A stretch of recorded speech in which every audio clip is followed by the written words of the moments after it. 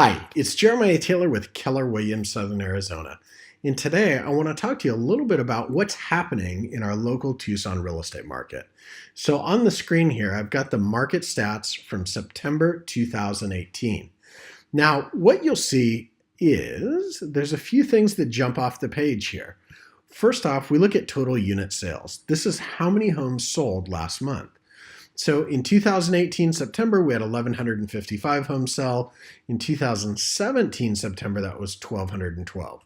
Year over year, we had about 5%, 4.7% slippage in the number of homes that sold.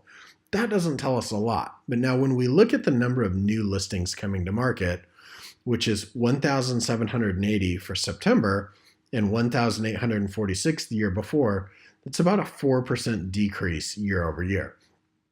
So combine the 4% decrease in listings with a 4% decrease in unit sales, and you have effectively a flat market in terms of the inventory or month supply of inventory. So when we look at month supply of inventory, it's really pretty easy.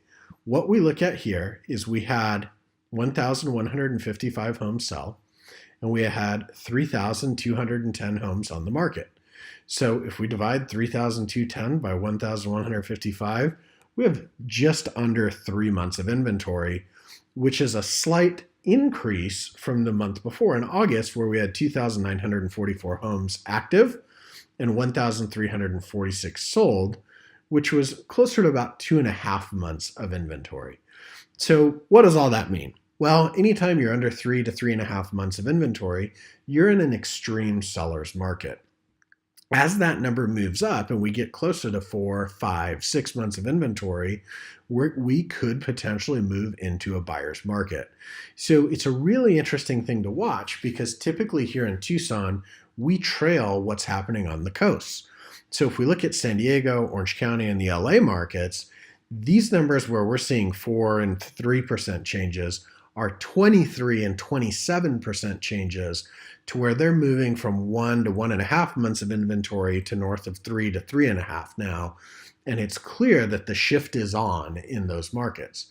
So being the local economist of choice for real estate for many of our clients, we watch these trends and we help Tucson homeowners make smart decisions about what's happening in the market. So given what we're seeing in inventory, how we're already seeing a flattening, and our crystal ball, aka looking at the coast, tells us what's coming to Tucson in the next 12 to 18 months. So what's that all mean if you're a buyer or seller? Well, if you're a buyer, rates are still historically low. In many cases, FHA rates and VA rates are still under 5%, and even the conventional mortgage rates are around 5%.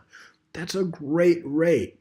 And at the end of the day, we know those rates are going to go up 3, 4, maybe even 5 times in 2019, and they only have to go up about 1% to equal a 10% change in affordability.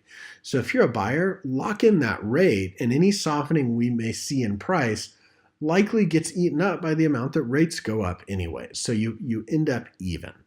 Now, if you're a seller, we always know that timing the market is not the best plan, but we've been on a straight upward trend for almost 10 years, and we also know that what goes up must come down.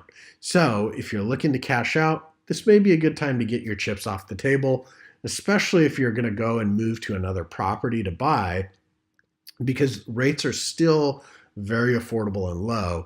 And that's really what you want to lock in as the interest rates. Over time, we know 30 years from now that housing is going to be more expensive than it is today.